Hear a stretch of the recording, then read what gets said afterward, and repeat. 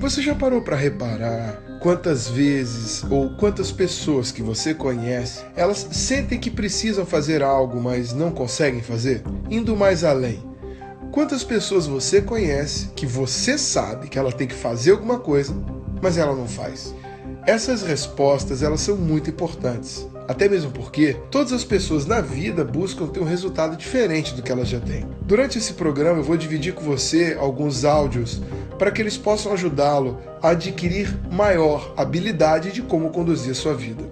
Os 3 Cs do sucesso: consciência, crença e comprometimento. Falando um pouco sobre consciência, você já alguma vez já observou alguém dizer: olha, eu preciso tomar consciência do que está acontecendo? O que é consciência? Consciência é um padrão de comportamento que forma a base da sua vida. É justamente a consciência que ajudará você a atuar para atingir seus objetivos, ambições e, principalmente, satisfazer as suas necessidades. Em primeiro lugar, é muito importante que você compreenda a sua consciência. Consciência nada mais é do que perceber tudo o que há à sua volta. Você precisa dela, principalmente quando você avalia o impacto das palavras que você usa, dos pensamentos que você tem, das imagens que você cria, das etiquetas ou rótulos que você coloca nas pessoas, dos julgamentos que você faz dos outros, os padrões de comportamento, o impacto que isso causa em você e na maneira como você acaba dirigindo a sua vida.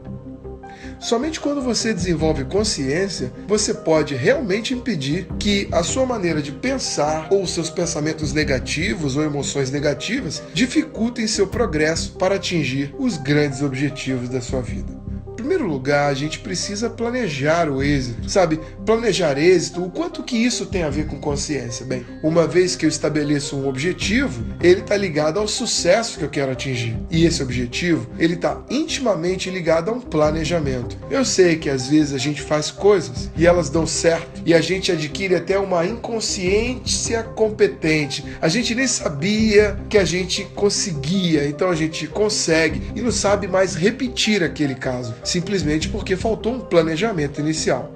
Quando a gente fala de planejamento inicial e fala em atingir objetivo e liga isso à consciência, nós estamos falando de 3 coisas: onde você está, onde você quer chegar, mas o importante é o processo que você precisa viver para poder atingir esse objetivo que você tanto almeja. Por exemplo, você sabe qual é o seu peso atual? Ou você sabe qual é o seu peso-alvo? O quanto você gostaria de pesar?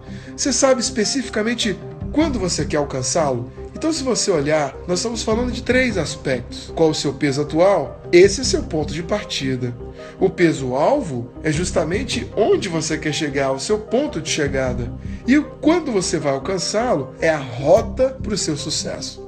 Consciência, então, é quando você compreende exatamente cada uma das etapas e, consequentemente, você passa a agir e monitorar o seu progresso. A gente pode escolher fazer isso de maneira diária, semanal, mensal. Bem, exatamente isso é o que diferencia as pessoas que vão atingir e aquelas pessoas que nunca vão atingir. Por exemplo, conhece pessoas que estabelecem metas, elas são metas tão curtas que elas não são capazes de seguir? Por exemplo, olha, segunda-feira eu começo uma dieta. Ou, olha, a partir de amanhã eu nunca mais vou fazer isso. Você concorda que muitas vezes as pessoas não atingem seus objetivos? Não acaba perdendo peso? Ou acaba ela não conseguindo desempenhar a ação que ela prometeu para amanhã? Agora, o que impede as pessoas de enxergar tudo isso? O que as impede é observar exatamente o que elas querem. Quero te ajudar agora sobre como atingir os seus objetivos. Então não importa o que você queira atingir na vida, você precisa estar consciente de alguns fatores. O primeiro deles é aquele que te impede de chegar lá. Exatamente, sabe? Quando você estabeleceu lá o peso-alvo, o que você tem que fazer para alcançá-lo, geralmente a gente não considera aquilo que pode impedir, aquilo que pode te atrapalhar, aquilo que vai fazer com que você trave no meio do caminho e não desempenhe mais aquele objetivo que você queria. E por que normalmente a gente não atinge isso? Bem, se você reconhecer esse objetivo, você o atingirá. Agora, se você souber o que pode te impedir, você vai conseguir isso sempre. Então, para nós tomarmos consciência, é fundamental estarmos no agora. Observou essa palavra? Estarmos no agora. Estar sempre no presente. É difícil, às vezes, a gente adquirir esse tipo de consciência. Mas quando você está interagindo consigo mesmo, ou com os outros que estão passando, ou outros que estão conversando à sua volta, às vezes há tanta coisa acontecendo na sua mente, na mente dessas pessoas, que geralmente você não ouve adequadamente nem a você e nem aos outros. Você perde foco, concentração. Concentrar-se, então, é quando você está de olho, você está dentro do processo. Então, o que vai te ajudar a atingir o foco, esse objetivo que você quer na vida, é o quanto você se concentra nisso todos os dias. A habilidade de estar no presente é uma técnica, ouviu? É uma técnica de desaceleração, você tirar da cabeça todas as distrações. Quando você está no presente, fica mais fácil você se concentrar em adquirir consciência. Segundo aspecto, você tem que encontrar tempo para você poder refletir. Porque o que me faz ser consciente é saber responder para perguntas simples como: o que me faz feliz? O que me irrita até a ponto de eu perder o controle? O que a pessoa dentro de mim me diz quando eu sou preocupado com algumas coisas? Do que eu tenho medo? Quais são as suposições que eu faço sobre mim mesmo e sobre as pessoas que estão à minha volta? Sabe, responder essas perguntas, elas geram consciência de onde você está, contribuem para onde você quer chegar e, acima de tudo, leva você onde você quer. Só para a gente poder observar quem nós somos, eu vou pedir que você agora faça uma coisa muito importante. Coloque sua mão direita sobre o seu coração. Na sequência, eu vou pedir que você feche os olhos e tente imaginar tudo que está à sua volta. E como se fosse, digamos assim, o ar, você vai entrar dentro de si e se alojar dentro do seu cérebro. Concentre-se ali dentro. Esse momento em que você está ali causa presença, causa estar no agora. E uma vez que você está no agora, você começa a estar preparado para ter clareza de quem você é, o que você quer e para onde você vai. Então, uma vez que você adquire clareza, acredite, clareza é poder. Vamos falar um pouco sobre o segundo C do sucesso: crenças. Se você tivesse que ouvir uma definição sobre crença, na qual eu pudesse expressar para você claramente como eu penso sobre crenças, eu definiria que crenças, elas utilizam o mesmo princípio do imã. Ouviram? Do imã. Qual é o principal fator que faz o imã ser o que ele é? Ele atrai. Ouviu agora? Ele atrai, mas também ele repele. Para a gente poder entender sobre o imã, a gente avalia as próprias crenças. Olha, agora você que está aí me ouvindo, sabe que eu não sei quais são as suas crenças para dinheiro, família, sucesso, felicidade. Você tem crença para absolutamente tudo, até mesmo porque ela cria um conjunto de regras dentro do teu cérebro. E isso faz você se comportar como você se comporta em relação a todas essas coisas que eu disse que você tem crença. Por exemplo, se você tem uma crença e ela é uma crença empoderadora, ela vai dar para você uma crença positiva de tudo que é possível acontecer. Agora, se você tem uma crença limitadora ou uma crença negativa, ela vai poder afastar de você tudo aquilo que você gostaria. E o detalhe é que esse poder de escolha é seu. E esse poder de atrair ou de repelir está concentrado em cima de todos os aspectos que você viveu até hoje.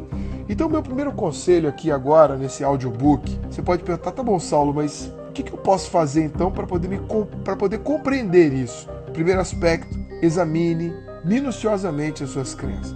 As pessoas, raramente elas refletem sobre a origem das suas crenças. Elas não param para poder perceber de onde veio, sabe? Você adquiriu suas crenças de uma maneira vivencial.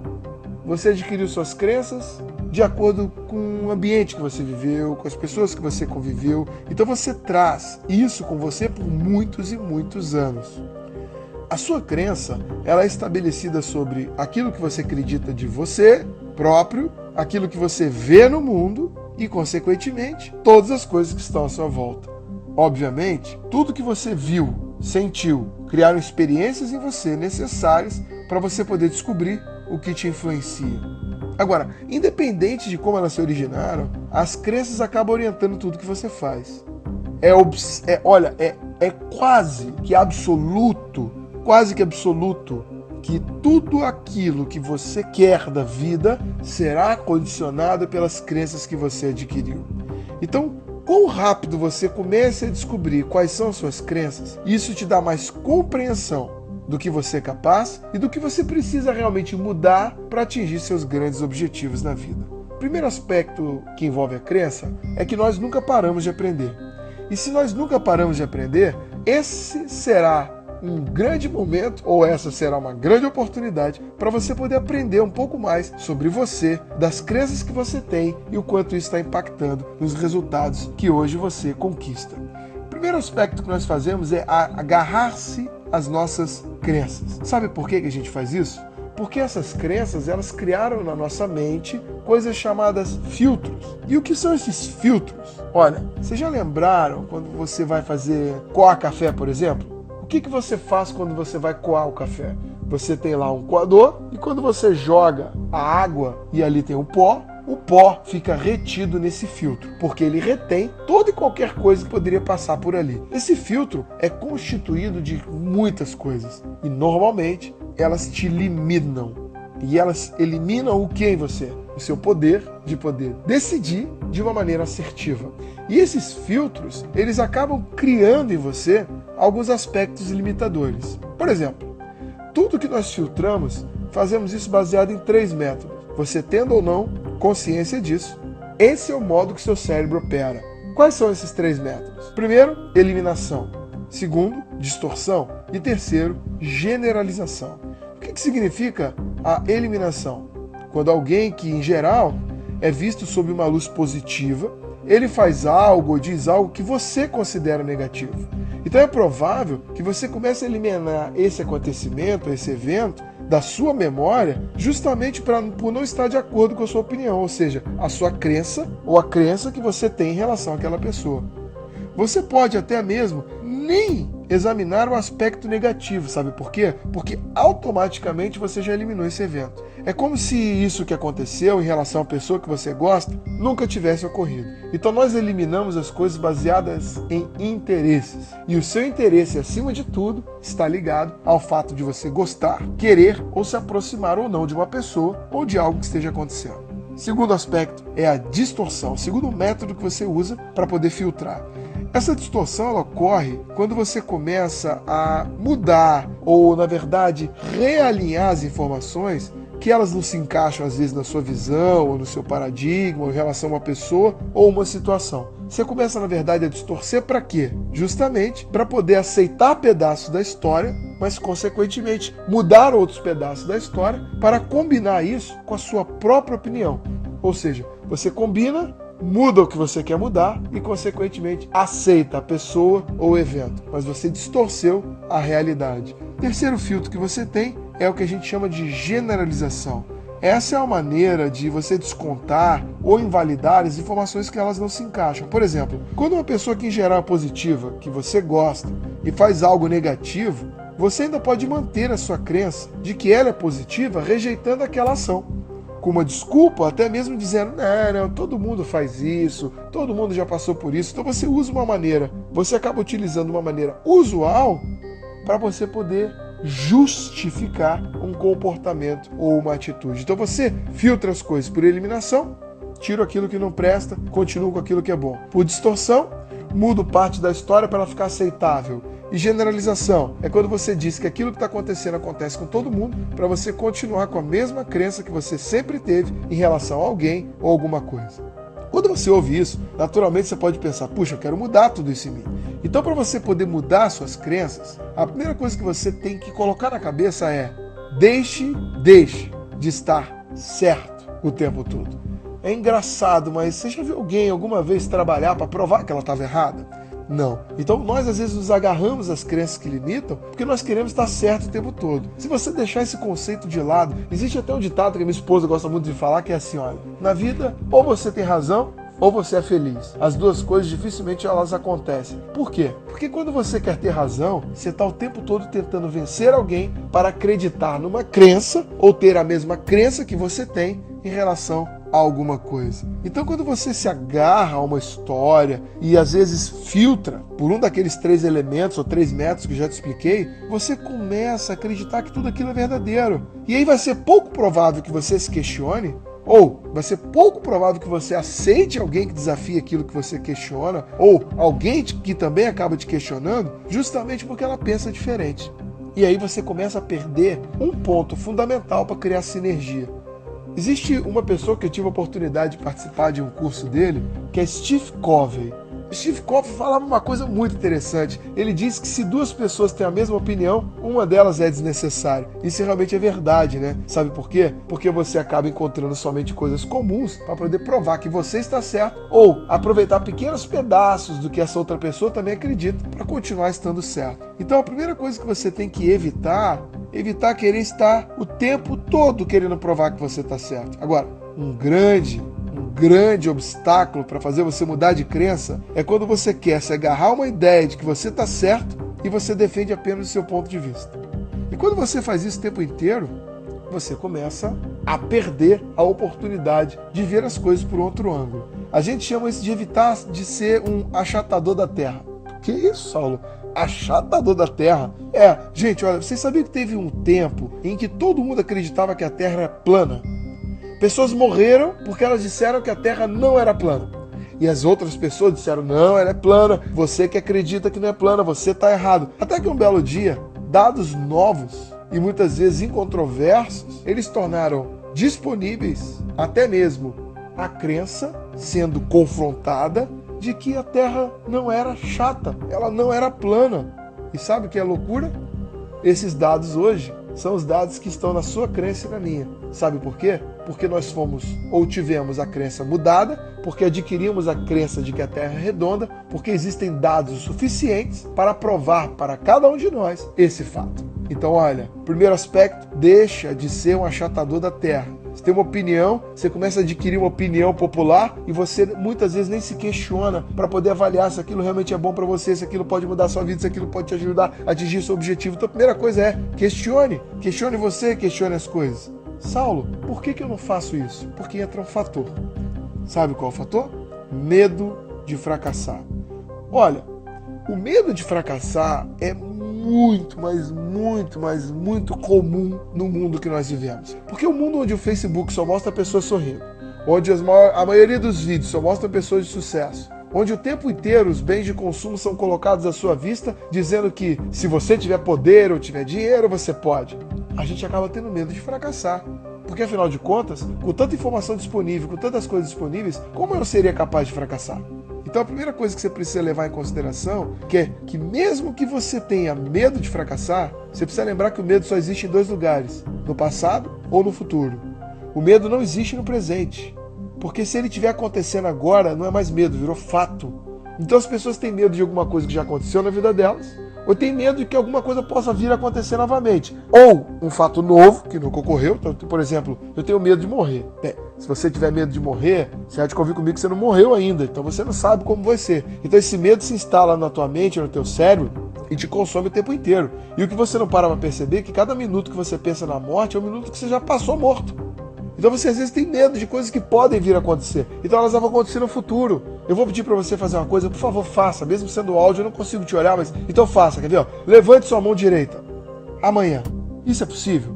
Não. Porque se for para acontecer amanhã eu levanto a mão direita. Então você não pode estar agora, no hoje, vivendo um medo ou uma ansiedade de algo que não aconteceu. E nem muito menos eu pedi para você abaixar a mão direita se você levantou há poucos segundos atrás, porque está no passado, você não consegue mais voltar lá e acabar com isso. Então onde é que tem que estar o teu foco? O teu foco tem que estar numa coisa.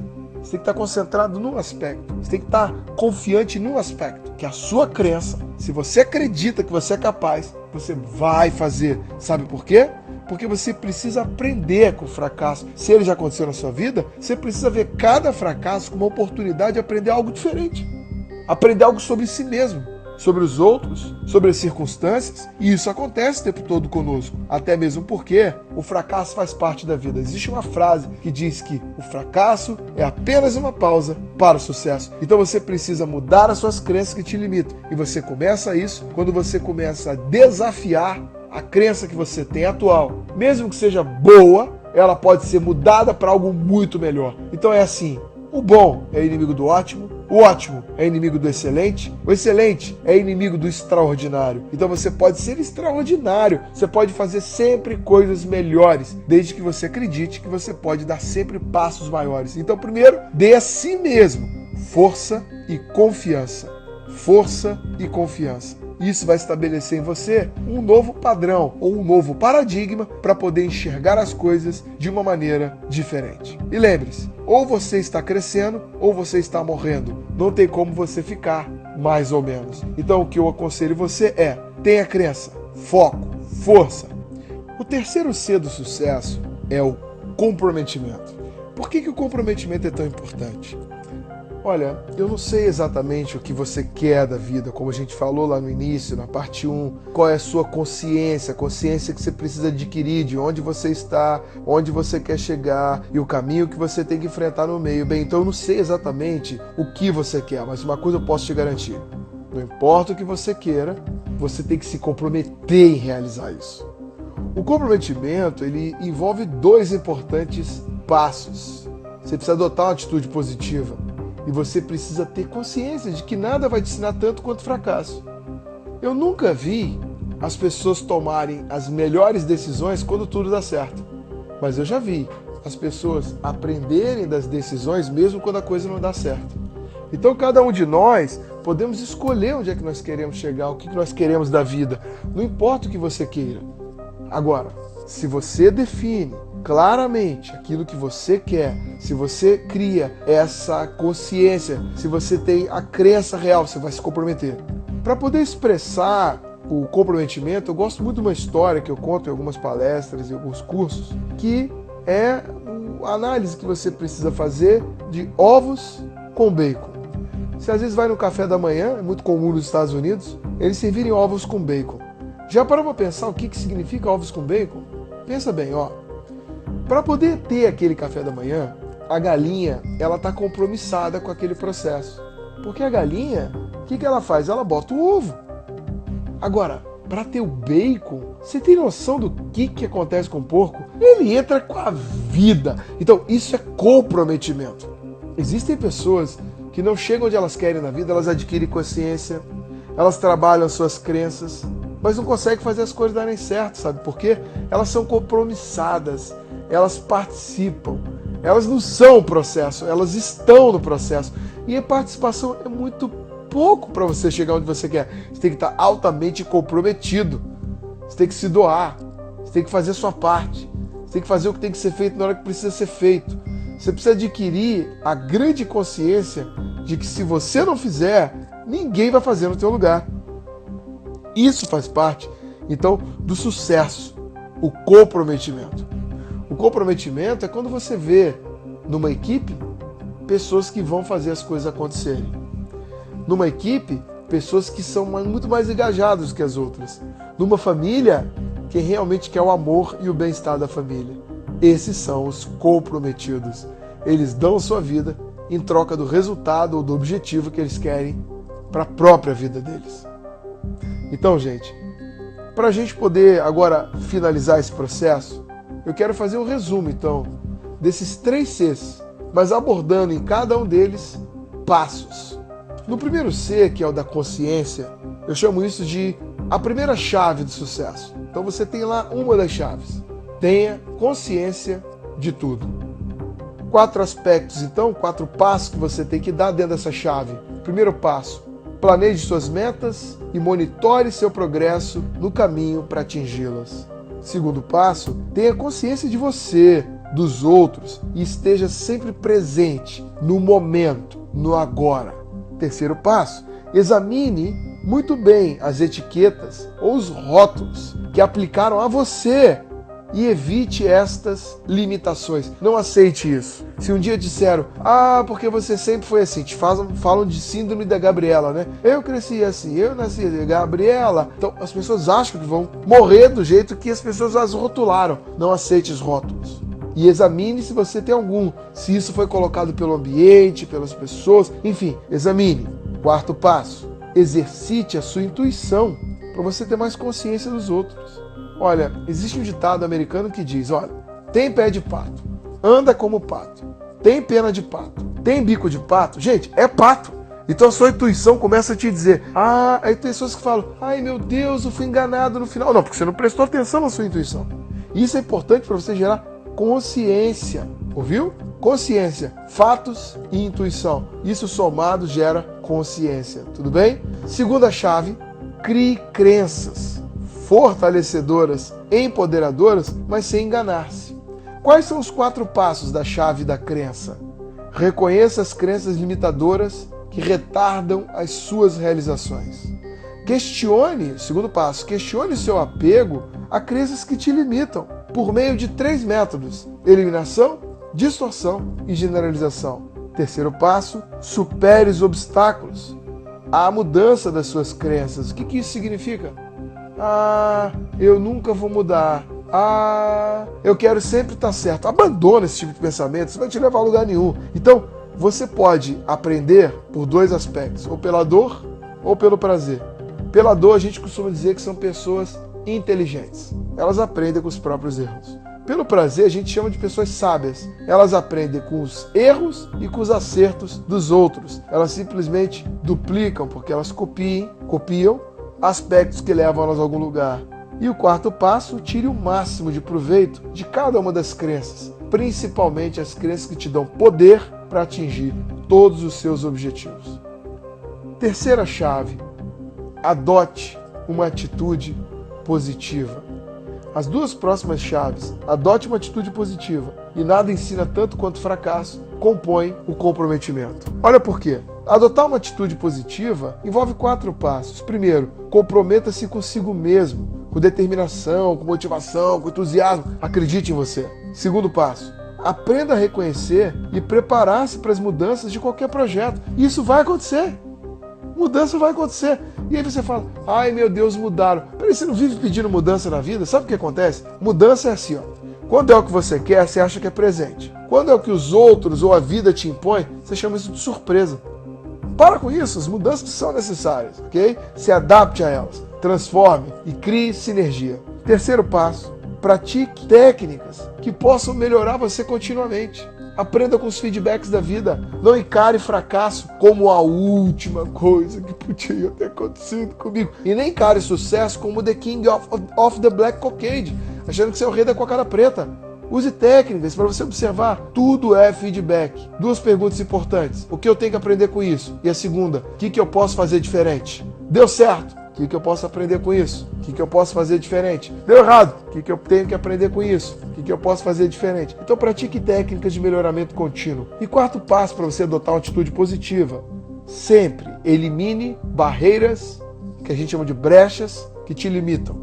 Cuidado com o que você acredita, com o que você vê, com o que você ouve, com quem você anda. Isso pode impedir você de adotar uma atitude positiva. E o 4º, que é a última chave, nada ensina tanto quanto fracasso. Então, quando você fracassar, descubra o que está impedindo você de começar.